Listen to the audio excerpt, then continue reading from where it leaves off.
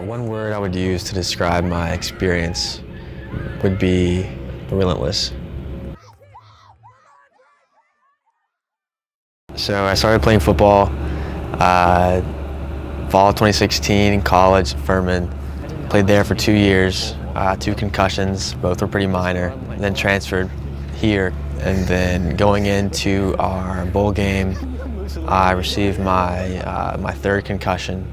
And I went through what seemed to be a normal recovery, protocol.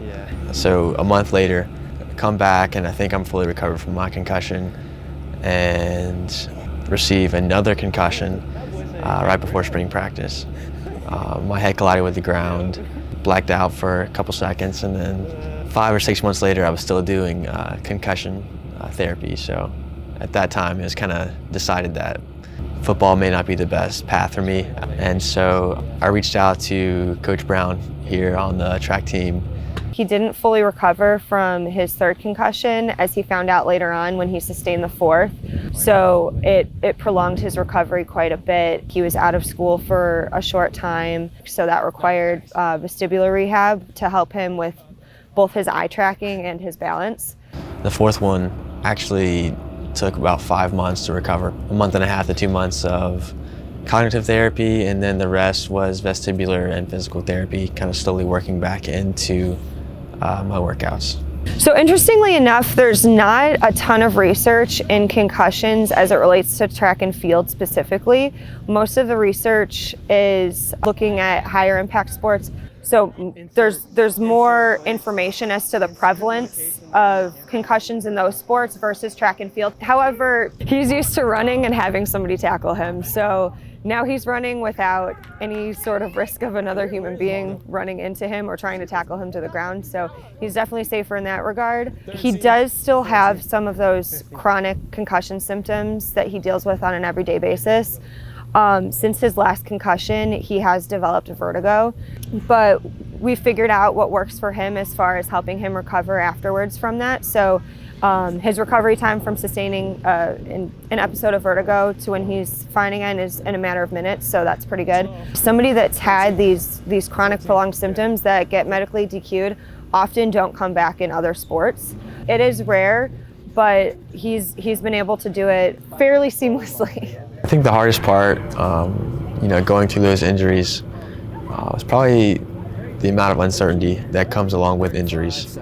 You're never quite sure, what's going to happen, how long it'll take you to recover, especially throughout the last concussion. I had no clue that that'd be my last and final concussion playing football, nor did I know that there would be 5.5 to 6 months of recovery that came with it. So I think the amount of uncertainty and having to battle through the adversities and also having to drop a sport that you love, Most athletes don't come from other sports to track. They came from track to other sports.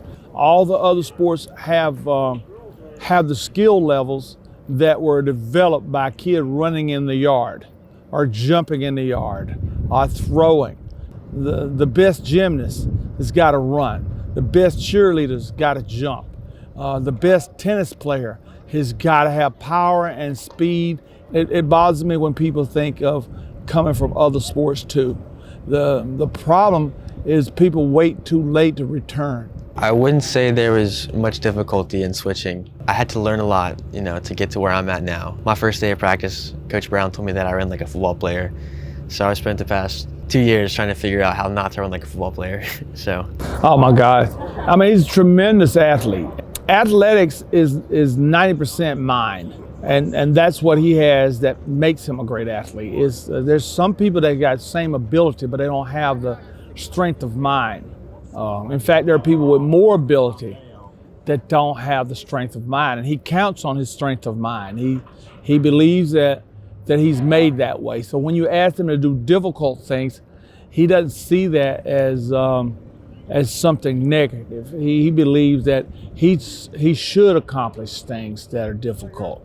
And so it's, along with having physical talent, it's his mental talent that is more impressive.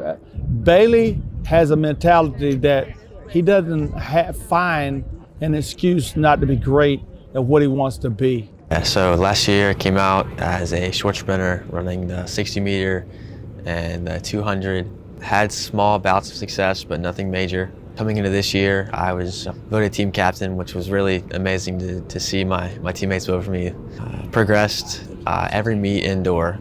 Surprisingly, I PR'd 6 times in a row in the 400 and ended up placing 12th at SECs with a PR of 47.04. Another accomplishment was that the 4x4 we scored at SECs. Outdoor season, I've been battling some injuries, hamstring, but I was able to come in 4th place at the meet at Auburn in the 200 meter. I ran a time of 21.25. So we feel like he's going to be a 20-point guy that runs 46 seconds in the 400 meters this year. And he's got 1 year left, and we feel like he can be a 45-second quarter mile.